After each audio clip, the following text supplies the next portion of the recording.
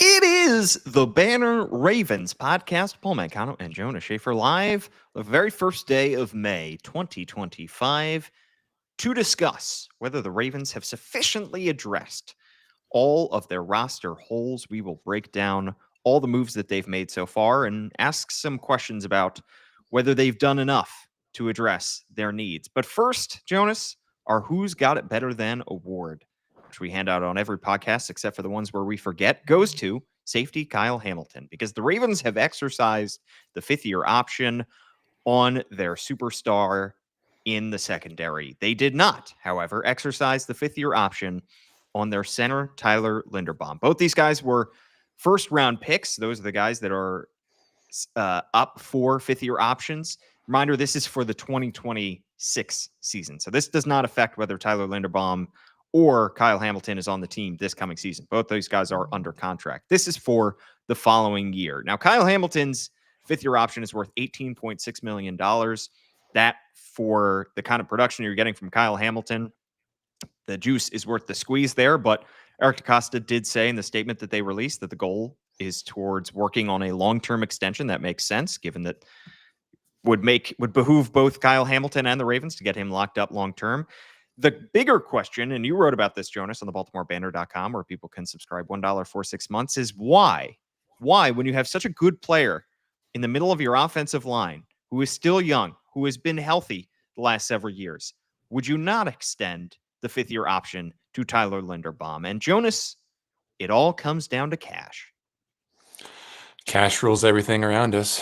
Shout out to, gosh, why am I blanking on the rap group? Anyway, Great stuff. Not my expertise. Yeah. Cream. Yeah, it comes down to money. It comes down to leverage. It comes down to the Ravens not having a lot of salary cap space in 2026. Tyler Linderbaum is a victim of his own success in the strangest way because, he, unlike the other compatriots in that draft class who have been exercised, like Charles Cross, who is not as good a player as Tyler Linderbaum. I think he only came out to about $17 million, but with the 2 Pro Bowls on the original ballot, he would have been owed $23.4 million, and that's fully guaranteed. In previous CBAs, you could cut a guy before you could walk away from that option if maybe the performance was an issue. It was usually guaranteed for injury, but it is now fully guaranteed. It's locked in. And one of the quirks of the CBA is that there aren't as many like differentiations in some of these positions as you would think. Like there's not explicitly a edge rusher position. It's defensive tackles, defensive lines, linebackers. So some teams get in some gray area about listing a outside linebacker as a linebacker, even though he plays the position of defensive end from a more practical level. And with offensive line, even though on the defensive side, they break it up into the interior and on the ends, everyone is lumped together. So when you think about just how expensive the tackle market has gotten, or even the guard market has gotten, where guys are getting, close to $20 million a year, if not more, center gets lumped in with that. So when you take the big average of, those top 5 salaries from the past 5 years, and you make that the franchise tender, and then you equate the 2 Pro Bowl distinction to the franchise tender, then Tyler Linderbaum becomes a very, very expensive proposition. And relative to what centers are getting right now, obviously the market is going to continue to skyrocket for these guys, but it just, you want to get the most bang for your buck. And they've been getting a lot of bang for their buck on his rookie deal, but you don't want to lock yourself into this price that is more than what the market is dictating just because you like a guy for the first 3 years of his 4-year deal. Yeah, not a single center in the league is getting paid $20 million a year. So that $23.4 million fifth-year option for Tyler Linderbaum would be record-breaking. And for Kyle Hamilton, extending that fifth-year option is really an opportunity for them to extend the window during which they can get a long-term contract extension done. If you recall, the franchise tag being placed on Nnamdi Madubuike year ago was really to extend the amount of time that they had in order to lock him up to a deal that was worth almost $100 million. But for Tyler Linderbaum, they still do want to extend him to a long-term deal. That's what Eric Costa said in the statement yesterday. It is our intention for him to remain a Raven long-term. And I think that they will get something done ultimately. But you lose a lot of leverage if you are guaranteeing this guy a record-breaking salary for one season, so that if you cannot come to terms on a long-term deal, he could say, you know what, I'll just take my $23.4 million and play in 2026, and I'll hit the free agent market again. Then you're going to have to pay me again. So they have less time now to work out a long-term deal with Linderbomb, but I still do think both these guys are going to be locked up eventually because they're both Pro Bowlers and they both lived up to their draft positioning. Yeah, I mean, it would have been interesting if, it was the third round and the Ravens really liked someone like Jared Wilson, who's this very athletic center from Georgia, and they took him, and we all jumped to the same conclusions that we did when the Ravens took Trenton Simpson, when Patrick Queen was heading into the last year of his deal.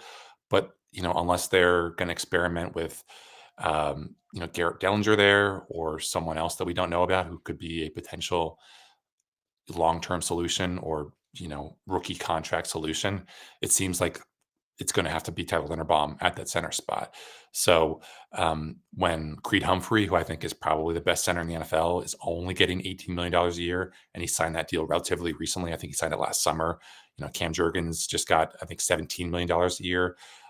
To jump that far ahead of the line leaders and make your guy by far the most pricey center in the NFL, just because you have this option, this opportunity to lock him down, and it would be probably cheaper than waiting a year and then putting that franchise tag on him just to have this placeholder in place.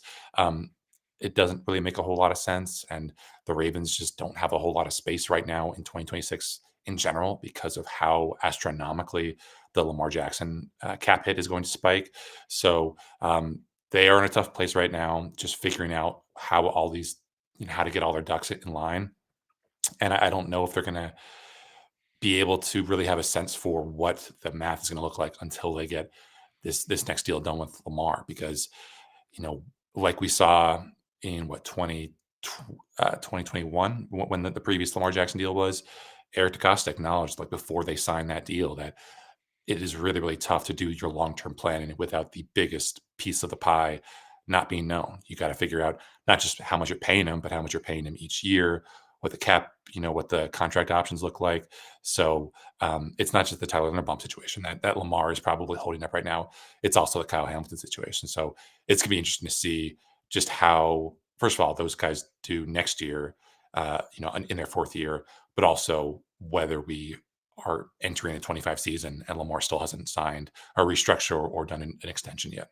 Yeah, such is the price that you pay when you have great players on your roster. And look around the league, there are a lot of fifth-year options that are not being picked up, and the Ravens are in a position where they have two players who are up for fifth-year options, and both these guys, one was not picked up, one was, but both these guys are probably going to remain Ravens long-term because they are both Pro Bowlers. That is a rare position to be in. Our word of the day, Jonas, is sufficient. I said it earlier in the podcast. Definition: enough to meet the needs of a situation or a proposed end. 14th century Anglo-French and Latin. Our question today is whether the Ravens have sufficiently addressed all of their roster needs coming into the offseason. Still plenty of time. We know the Ravens still like to make moves as the summer goes on, but as you get closer to the season, the size of the moves tend to be smaller and the risk tends to be greater with the kind of guys that they get. As you recall, Jadeveon Clowney was a guy who was signed in the middle of the summer. That was a big hit. But also Eddie Jackson was signed closer to the start of the season. That was not as big a hit. So those kind of moves don't always work out. Let's start it off, though, Jonas, with the offensive line and how dramatically that left side of the offensive line might change. They brought back Ronnie Stanley, locked him up for 3 years. Andrew Voorhees is the favorite as we stand right now to win that left guard spot. But the Ravens did address the offensive line in the draft. Emory Jones Jr. was a day 2 pick. Garrett Dellinger was a day 3 pick. And they did decide to bring back Ben Cleveland despite his DUI. So how dramatically will that left side of the offensive line change for the Ravens in 2025? Less dramatically than I think a lot of fans were worried that it would.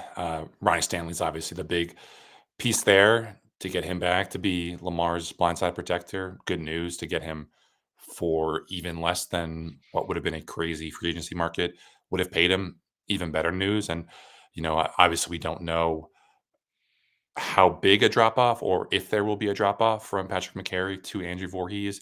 But I think based on what we saw when Voorhees made some, some snaps, got some snaps late in the season, he seems like he could be a solid piece. The reviews from the coaches have been good. The reviews from his teammates have been good.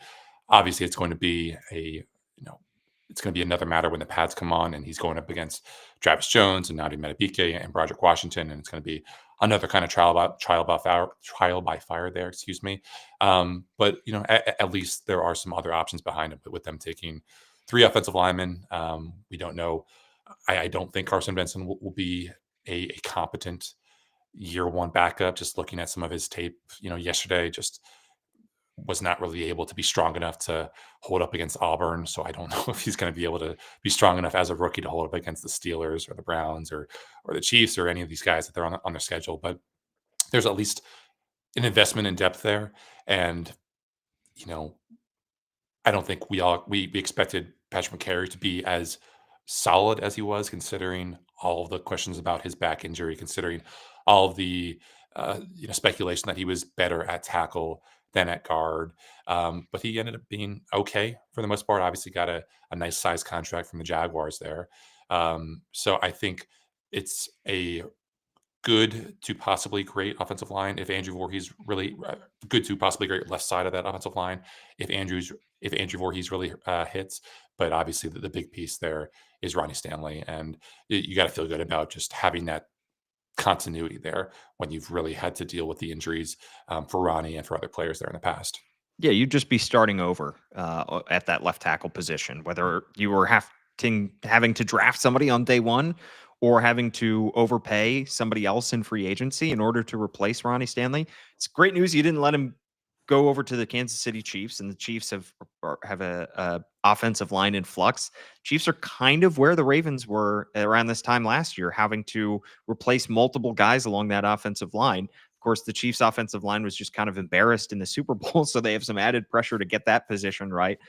But the Ravens have done very well, I think, in terms of building the depth behind that guard spot and getting a guy in Emory Jones Jr. that they think potentially could be a swing tackle. In terms of the weapons, go ahead, Jonas. It is going to be, because obviously fans can't help themselves in terms of comparing players to other players or just hypotheticals. I think everyone who's a Ravens fan wanted Ronnie Stanley back. They were obviously concerned. They were concerned about his injury history. They remained concerned about his injury history, but the Ravens had an option to take Josh Simmons there at pick 27, and they didn't. And he ended up going to the Chiefs in what could be the steal of that first round, because I think you look at the tape and he just has such great movement skills. He has such great pop. He could be just a absolute slam dunk acquisition for them. And if Ronnie gets hurt, and if that torn patellar tendon for Josh Simmons ends up being a total nothing burger for them, and he slots in right away, looks completely comfortable as a rookie in year one, then there are probably going to be a lot of Ravens fans wondering, sure, Malachi Starks is a nice solid starter right now, but it sure would have been nice to gotten Josh Simmons. And that's just kind of the second guessing that you leave yourself open to. But with them having Ronnie and already under contract, and with them having more pressing needs than tackle moving inside, I think it was totally defensible. But I'm really curious to see, just because of where the excess of power is in the AFC, how that move goes for the Chiefs. Because if it doesn't, I mean, we all saw what 2025 might look like for Patrick Mahomes based on that Eagles performance.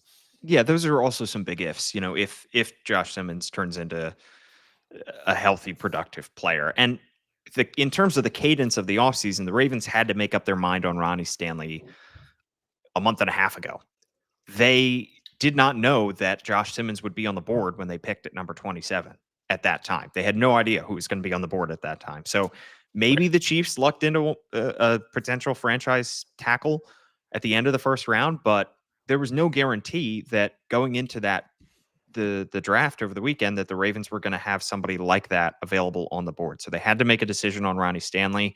And to me, it's a fine allocation of resources. It's a good bet to make. It might not pay off. Ronnie Stanley could regress and could have more injuries, but it is a good bet to make. Next up on the offense, Jonas, let's talk about the weapons on the outside. Ravens signed DeAndre Hopkins to that 1-year deal. So far, Derrick Henry has not been extended. That could come at some point over the course of the offseason, but he is only under contract for 1 more year. Mark Andrews was not traded. In terms of the weapons around Lamar, do you think that the Ravens have done enough to keep the guys that they had last season and also to upgrade and add a potential X receiver in DeAndre Hopkins? Yeah, I mean, I think anytime that you bring back as many stars as they are bringing back from the NFL's best offense, it's hard to be too miffed about what they did or didn't do in free agency. I mean, obviously the Hopkins signing could maybe be like this year's Eddie Jackson, where we were all wondering just why Eddie Jackson came to Baltimore for as cheap a deal as he did, and then you saw him get on the field, and you're like, oh, that's why. And for D Hop to come here on the relatively paltry salary that he is, maybe that cliff is closer than the Ravens thought than we thought, and maybe he's already kind of starting to teeter off that cliff, and he just gives them nothing. But listen, like they have solid depth behind them. You like what Tylan Wallace showed in spots last year. He caught pretty much everything thrown his way. You hope that there is that year 2 leap from Devontae Walker.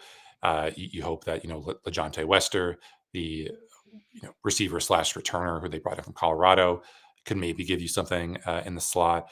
So I think they have to feel good about their receiving options, to say nothing of the incredible depth that they have at tight end and at fullback.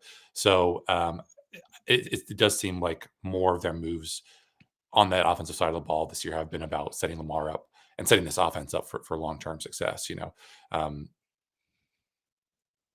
Being willing to re-sign Derrick Henry, even though obviously we haven't gotten that done, re-signing Ronnie Stanley, investing all of these day 2 and day 3 picks in the offensive line, just so that you have that potential insurance policy if and when Daniel Falele leaves after next year. So probably the biggest win for this offseason was just them not losing Todd Monkin. And, John Harbaugh talked at his end of season presser about how excited he was to see Monkin 3.0. And I think having that continuity with as many important pieces and as many Pro Bowlers from last year, them having all those guys back can only mean good things for what this offense can do. It's hard to imagine this offense being anywhere close to average, just because of how much talent they have and how much good play calls they have and just everything else that's in place. But things happen, guys get hurt. And I think that's why it was important that, Mark Andrews came back, just because you want to have that guy who can line up in a lot of different places, do a lot of things for you. And even if you can't get the premium trade capital for him, or the premium draft capital for him in a trade, then if this is the last year for Mark and he goes for 700 yards and 8 touchdowns, then you're probably going to get a nice comp pick, a year or 2 from now for like a 4th or 5th rounder. Yeah, and I think interestingly, 3 positions that the Ravens did not draft for, with the exception, if we look at LeJohntay Wester as a pure returner and not a wide receiver, although there's a chance he plays some snaps on offense this year, the 3 positions that the Ravens did not draft: tight end, quarterback, running back. And so wide receiver is one that they addressed with LeJohntay Webster. But other than that, he was their only pick. So those are really 4 positions that they didn't go heavy on in the draft. And I think that that's okay, because they added Cooper Rush as a backup quarterback.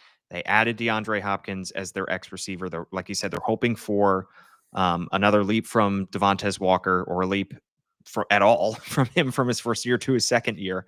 And so, and at tight end, they already have 3 guys in that room because you did not trade Mark Andrews. So, and at running back, maybe you are not able to extend Derrick Henry, but he's under contract for 1 more year, and we know the lifespan of running backs. So, to me, it would have been not a waste of resources, but an unnecessary shot to take on a quarterback, a running back, a wide receiver, or a tight end, because those are positions that there are starters in front of all those spots. And so those guys are going to be sitting at least their rookie year. And so to me, that's why I'm kind of glad that they didn't. I think that maybe next year we're talking about, well, DeAndre Hopkins filled that X receiver role, but he's a free agent, or DeAndre Hopkins did not live up to, his contract, his billing as an X receiver, and he didn't help out. And the Ravens have to go get that guy on day one or whatever it is.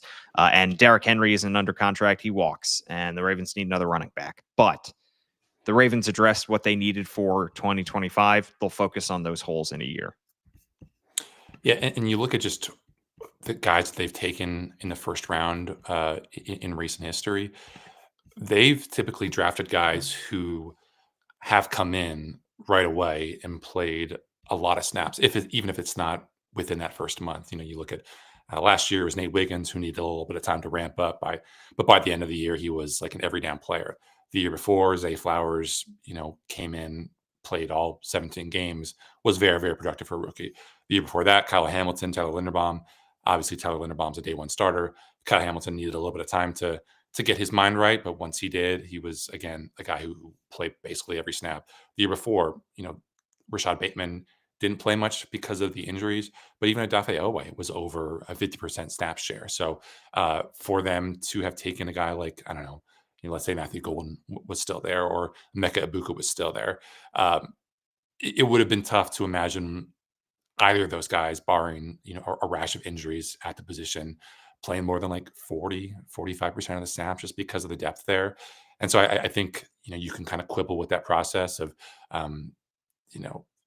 maybe drafting a little bit more for need than for best player available. Obviously, we don't know how exactly the Ravens' big board shook out, but they've typically drafted guys who they think are good enough to be long-term starters, but also start right away. And I think with Malachi Starks, that is, probably bang on reasoning, because he's going to be expected to come in right away and play a lot of snaps for defense that certainly needs him. Let's flip it over to the defensive side of the ball. The secondary was a huge, huge question mark throughout the majority of the 2024 season. But at the end, we got a glimmer of hope. We were starting to see Nate Wiggins come along and develop as we expected that he would, as one of the youngest drafted players last year in the first round. The Ravens sort of figured it out with the tandem of Tre'Davious White, Brandon Stevens playing a little bit less. He walked in free agency, so did Tre'Davious White. They were able to figure out the safety position by the end of the year, with Ardarius Washington finally taking over for Marcus Williams / Eddie Jackson. And then what do they do in the offseason and in the draft? They go out and bolster that position, bring in Chidobe Awuzie as an outside corner, drafting Malachi Starks in the first round. When you look at this secondary, Jonas, do you like what you see, and do you think that the Ravens will be able to avoid that first half slump from the secondary that we saw from them last year?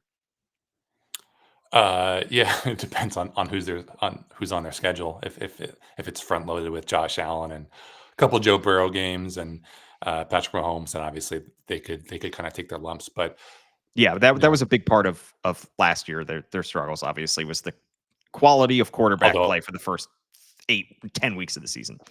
Although ironically, they didn't really have a whole lot of problems with Josh Allen, which didn't seem to matter ultimately in the respective MVP candidacies of Josh Allen versus Lamar. Yeah, I mean, like we kind of were ragging on the draft analysts who were like, "Oh, the Ravens have to fix their secondary because of all these big plays that they gave up last year." It's like, well, that was the first half of last year. Over the second half of last year, with Nate Wiggins coming on strong, and Marlon locking guys up, and Kyle Hamilton and Ardarius Washington lending some stability to that back end, they were like a top 5 defense in a lot of top 5 pass defense and a lot of metrics. I mean, I think probably the biggest question that you have now for this team is probably not like the outside parts of the field and the downfield parts of the field. It is probably just that middle, because we saw how much of an issue Roquan had at times. We saw Trenton Simpson certainly be lost a bunch of times. When we had Gordon McGinnis on, I think toward the end of the season, he said that basically what the PFF data told him was that a lot of the problems that the Ravens had over the middle was not really Roquan's fault. And so if you're betting on a bounce back from Roquan, I think you can definitely find a lot of logic there. But still, you need to have another guy who knows where to go in zone drops, who knows how to kind of pattern match. We don't know if Trent Simpson is going to make that leap in year 3. You certainly feel better about him in year 3 than you did in year 2. Maybe Teddy Buchanan can be, a kind of passing down guy for you in the same way that Chris Board was for the Ravens last year after Trent Simpson effectively got benched. But again, that's asking a lot for a rookie just because of how different the geography of NFL defenses is from college. But at this point, I think that's probably like an underrated talking point for this Ravens defense. It's like you feel good about where they are at corner. You feel good about where they are at safety. You love having Malachi Starks and Kyle Hamilton be able to bounce back and forth between every position on that field. But how good do you feel basically up the spine? Like, I guess the middle part of that spine with Roquan not being at his best self last year and us still being a little bit unsure about who exactly is going to be his running mate. Yeah, and the confusing part last year to see those linebackers struggle is Zach Orr is a former inside linebackers coach. He was the inside linebackers coach and for Patrick Queen and Roquan Smith the year before. And to see them struggle as much as they did was confusing. And a lot of it could have been Trenton Simpson, and the Ravens showed that they were willing to move off of him and bench him for Malik Harrison the second half of the year. Now, Trenton Simpson, we assume, is going to get that opportunity again. And whether he makes the most of it, I think will influence what we think of this defense as well. Keeping it on the defensive side, Ravens have struggled to create turnovers. It is not a secret. They have struggled, especially to create chaos and turnovers in the playoffs. That is a time of year where turnovers are massive. We saw just how much of an effect on the Buffalo game Lamar Jackson's 2 turnovers were. Those 2 turnovers also were less forced by the Bills defense and more Lamar Jackson making inexplicably poor plays at a poor time. And that gets back to the point that turnovers are hard to predict year after year. They are hard to use as an example because they are a little bit luck based. When you look at this Ravens defense, is there anything that they can do from a player standpoint? Is there anything they can do from a coaching standpoint? How do the Ravens be able to create more chaos, create more turnovers, and especially how do they be able to do that when it matters most in playoff games? Yeah, I mean, I think it's tough to say because there is no silver bullet. The variance on turnovers from year to year is so extraordinary that you can have a really good defense and not have a really, you know, not have a really turnover forcing unit in general. Like, I think 2023 was pretty exceptional for the Ravens because they forced a lot of turnovers and they were also just a really incredible defense that last year of the Mike McDonald experience. But I do think that the postseason struggles, when you have these more bespoke game plans and you have the time to really dig into the details about what teams' tendencies are and how you can, have those tendency breakers to force quarterbacks into bad throws or to, confuse offensive lines before the line of scrimmage. I think that is where maybe some of the Ravens' limitations have become a little bit apparent. I mean, you just look at what they've been able to do since the dawn of the Lamar era, 2 turnovers forced in 8 playoff games. Obviously, one of those playoff games would have been with Tyler Huntley, but that is like by far the That's lowest amount of, ridiculous. of, of takeaways, for any team with multiple playoff games in that stretched. So you hope that, having more chess pieces who can do anything, go anywhere, has that effect of maybe creating another half second of confusion for the quarterback, and he's either throwing a bad ball or he's double clutching and giving the pass rush a little bit more time to get home. But I think just the benefit of having as many pieces from last year's pass rush, which got a lot of sacks, if not a lot of pressures, and then adding Mike Green to that mix, having another year of improvement from Travis Jones, who could be a guy that we're talking about at the end of the year, having like 6, 7, 8 sacks if he's able to stay healthy. You should feel better about, being able to generate pressure more consistently. It was a little bit surprising to look at like what they've done the past 2 years and see that they've actually been kind of middle of the pack in pressure rate among all the playoff teams. Even when they're not blitzing, they're still kind of middle of the pack. So they haven't really totally fallen off the map when they've come to playoffs. Just they haven't been able to either get sacks or get strip sacks or get the kind of stuff that obviously in Buffalo really swung the momentum away from the Ravens' favor in that game. So you have to like what certain guys can bring to the table with Namdi, matching up with Mike Green, with maybe, Trenton Simpson can be the kind of blitzer that Patrick Queen was and Roquan really wasn't last year. We all know just how incredible Kyle Hamilton is as a blitzer, just with his ability to kind of time the snap just so incredibly expertly. So I do think that they should have more, you know, tricks that they can play, more cards up their sleeve when it comes to being able to affect the credibility of the pocket a little bit more regularly. But so much of this is just random dumb luck, and I think we'd be pretty foolish just to say that yes, the Ravens are going to force more than 17 turnovers, more than the 17 turnovers they did last year, because you just never know how which way the ball is going to bounce. Yeah, literally. It's just one of those that is just so hard to predict. I mean, the counter argument would be that you put your guys in the right position. You're closing on the ball quickly. You are hitting hard, and you are forcing fumbles. You are forcing interceptions. You're forcing tip balls that turn into interceptions.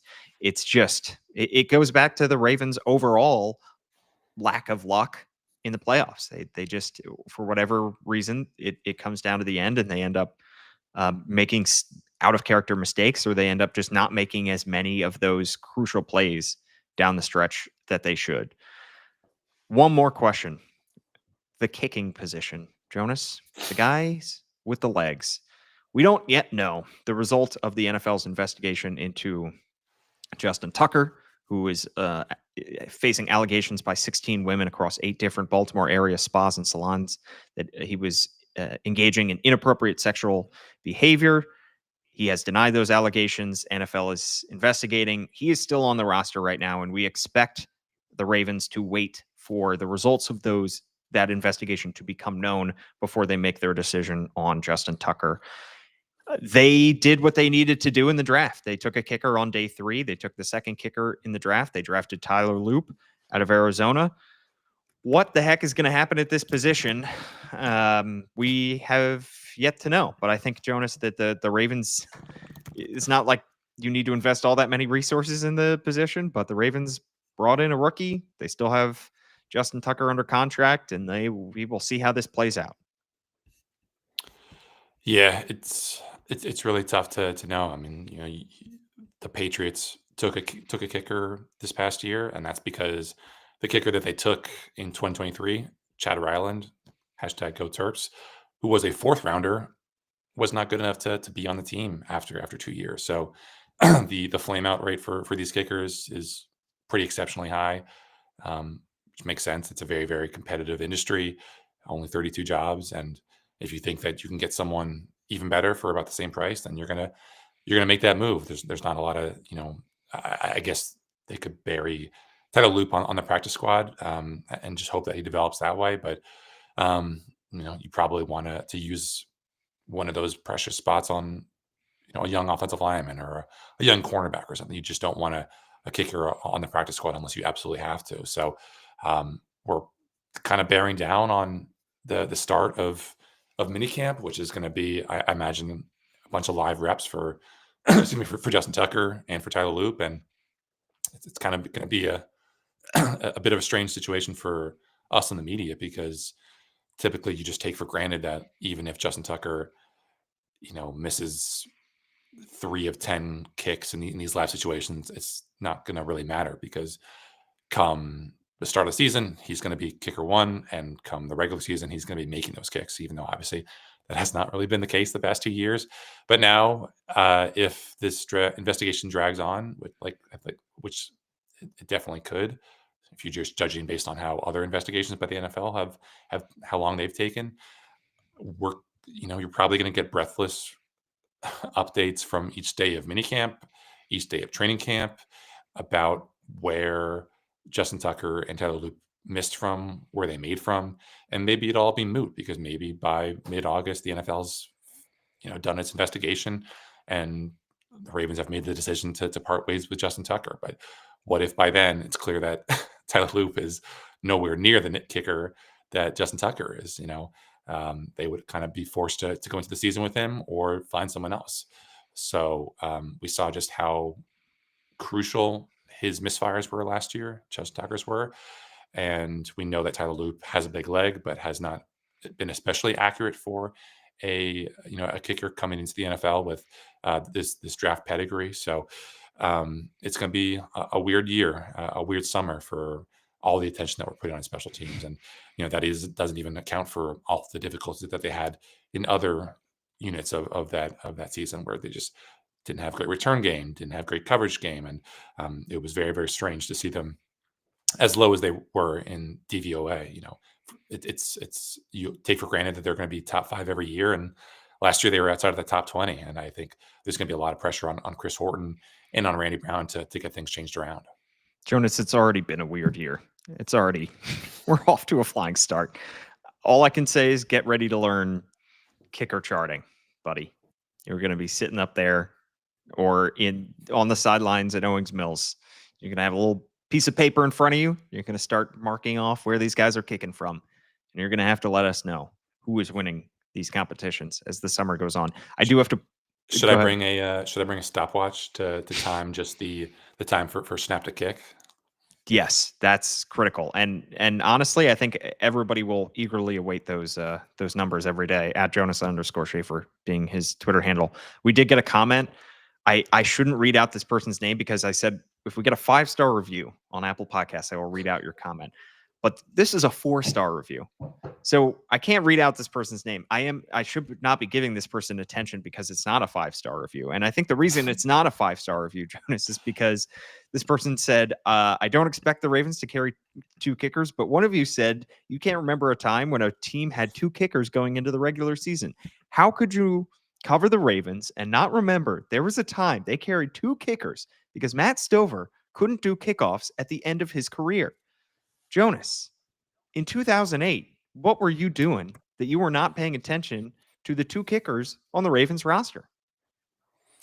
First year of college. So I had a lot of Ravens fans in my dorm and on my floor at Maryland, but I was probably not being as social as I needed to. I was probably covering That doesn't sound like you at all.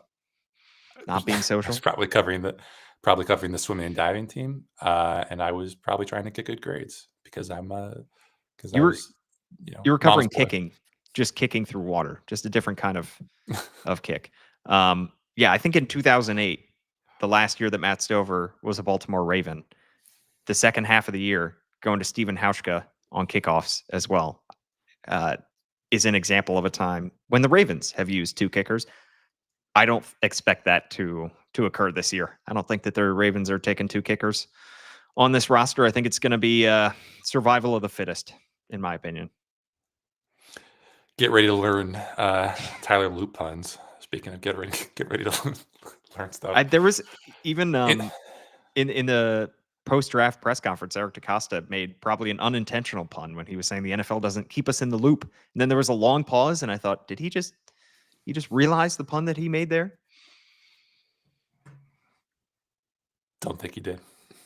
Don't think he did. Thanks so much for tuning in. Jonas has you completely covered on the BaltimoreBanner.com, where you can subscribe $1 for 6 months. So does Gianna Hahn.